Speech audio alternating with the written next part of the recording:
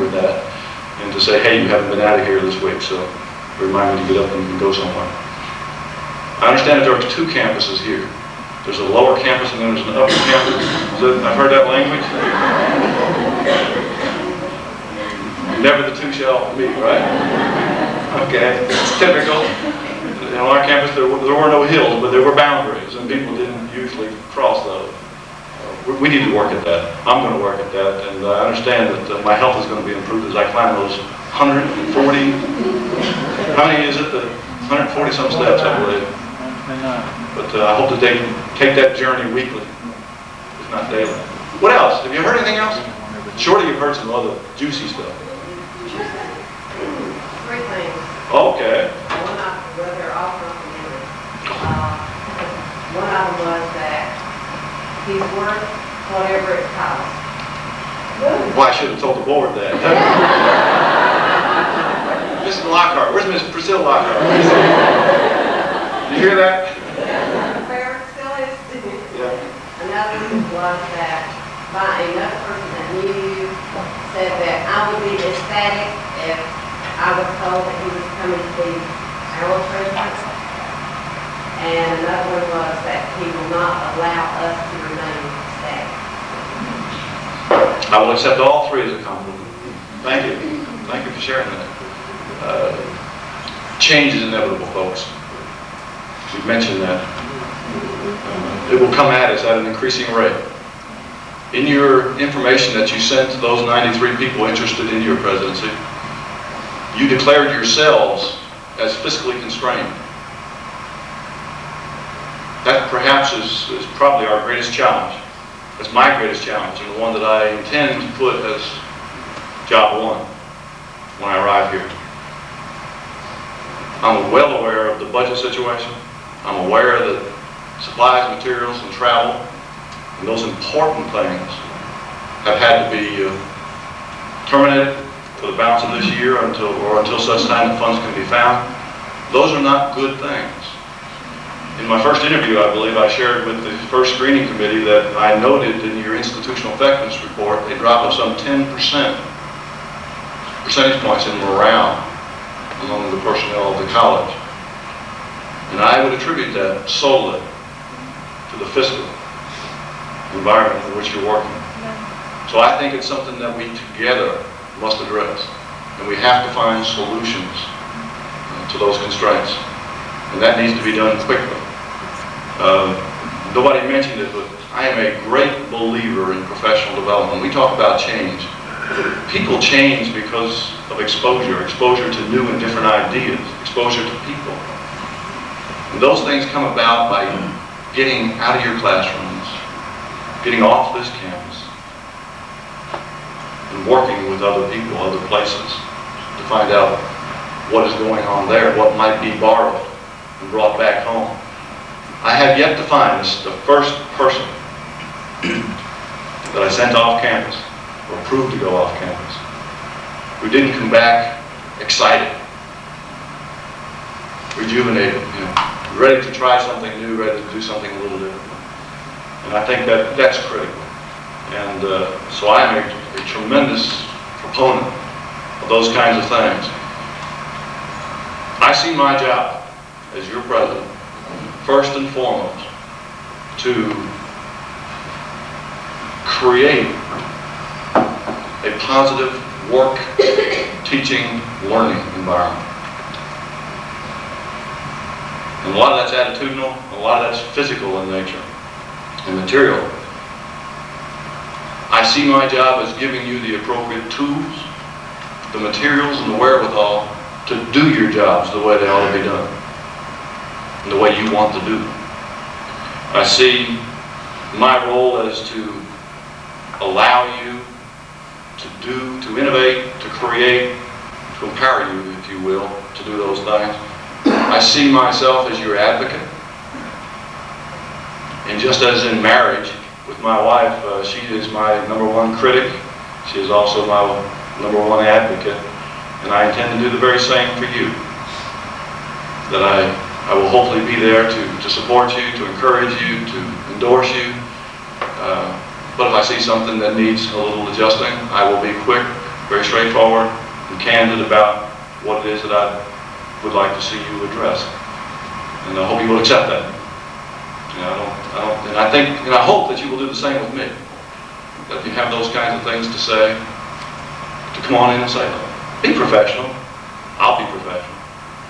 But let's communicate. Let's be open. Let's be honest with one another. And I think if we'll do that, we'll get along just fine. What we're all after is quality education and services. That's the bottom line. Are we a quality institution? And what will determine that is not Gordon Burns. Certainly I will represent you in the community, and I hope to do so with dignity. But it is you who will determine the integrity for this college, the reputation of this college, by the work that you do day in, day out, with each and every student we serve. That's where I place emphasis, is with the work that you do, either in service to students or in teaching students. And that's where it should be, I think. There are only two kinds of people on any campus from my perspective. There are those who teach and those who support teaching. And all of us have to be student-centered as we approach that responsibility. I don't know what I could add to the qualities you talked about. I like to perceive myself as a caring individual. And I will say that because caring is the number one thing that students in the study of over 1,000 colleges and universities say helps them persist, or encourages them to persist in their educational programs. Caring faculty and staff. So I hope that you perceive yourselves, each and every one of you, to be caring, to take the time for those students. It was first to the second item, which we would have probably put first, and that is quality teaching. But the other 5 things that students have said in order, the first was caring, the second was quality teaching, the third is for opportunities for involvement on campus, fourth, adequate financial aid to go to school, and number 5, advising. And I mention those just to share with you that those are the 5 things that we need to address. Not one time, but continually. Address whether or not we measure up to being caring, providing quality teaching, providing adequate opportunities outside the classroom for student involvement, providing adequate financial aid, and for advising students appropriately. So those are the 5 things we're going to be visiting and revisiting as we look to our future, and to see if we measure up and to see if there are ways to improve that which we're doing. Enough about me, enough about what I might bring to you. I guess my final thing in that area would be, I would hope that we could be a team, that we could work together, work hard, and hopefully play together and have some fun. I believe that in every work environment there ought to be some social life, and I'm going to be working to reinstitute. I understand that that may be in abeyance now, but we need to reinstitute some things that we do together socially and for fun. That's important in any work situation. Let me share with you a little story that I've shared one other time. I think it's quite humorous. It's called Doing the Job Alone. And my message here is simply that we don't need to do the job alone, that we need to work as team. But here's a doing the job alone and what happens when you do a job alone. It says, "Dear sir, I am writing in response to your request for additional information. In block number 3 of the accident reporting form, I put trying to do the job alone as the cause of my accident.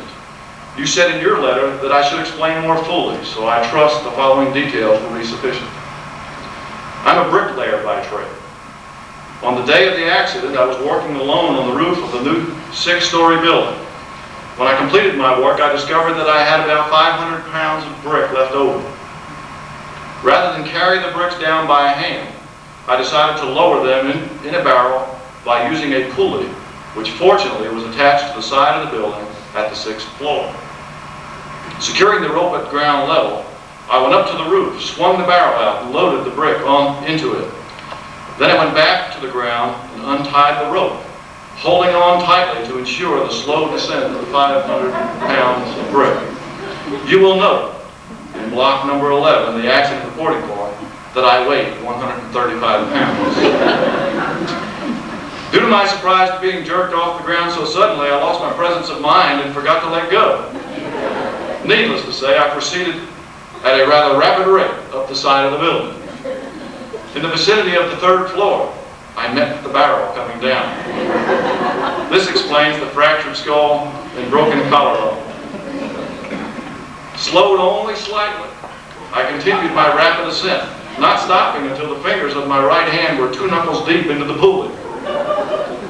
Fortunately, by this time I had regained my presence of mind and was able to hold tightly to the rope in spite of my pain. At approximately the same time, however, the barrel bricks hit the ground. The bottom fell out of the barrel.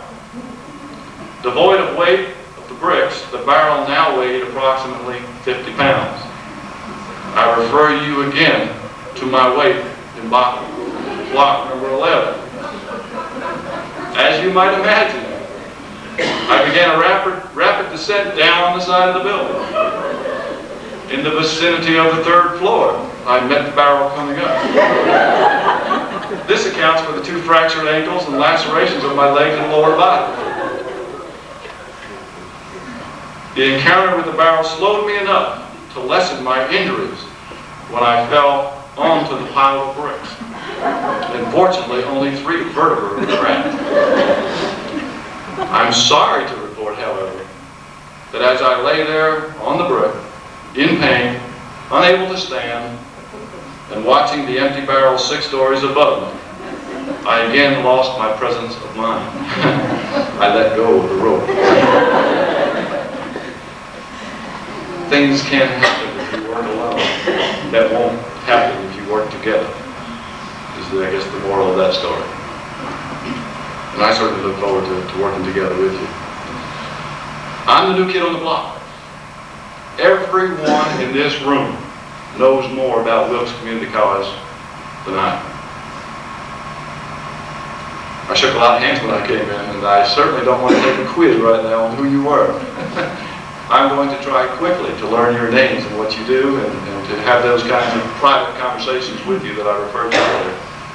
But until I do that, will you please, each time you see me, acknowledge who you are, so I can, once I begin repeating it back to you before you say it, you'll know that I've arrived, that I now know. Help me out in that regard. And again, share your ideas and your thoughts with me. I mentioned the idea of repositioning this college for the new millennium. We will be changing. The Lord certainly is changing. It's not because of Gordon Burns, it's because the society that we live in, the communities we serve are changing at even a faster rate. And certainly if we're going to be a viable and responsive community college, we need to change as well and to provide those quality education activities and services that we're accustomed to and that they've grown accustomed to receiving. Finally, let me mention just a few things that I see immediate. I've already mentioned a couple of them perhaps. The first immediate, of course, right around the corner, spring quarter. And I'm going to be very anxious upon my arrival next Friday to learn all I can about spring quarter and to find out how registration works, how admissions works, and I want to observe all that. I may even come through your offices on a dummy run, me being the dummy, trying to come through and register to see how it works and maybe identify some of the areas where we might want to work to improve. You haven't, in your written materials, referred much to re-engineering. Ms. Church can attest to the fact that